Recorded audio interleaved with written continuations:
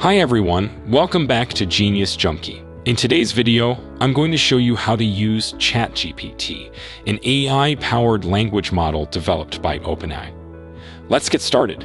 First, open your web browser and go to the OpenAI website at www.openai.com.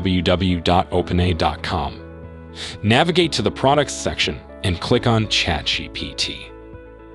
To start a conversation with ChatGPT, simply type your question or prompt into the text box at the bottom of the screen and press Enter or click the Send button.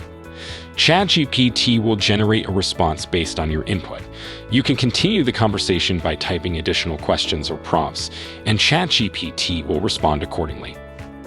Remember, while ChatGPT is a powerful tool, it's always good to double-check the information it provides, especially for critical tasks, as it's not infallible. If you need to save a conversation, you can copy the text and paste it into a document on your computer.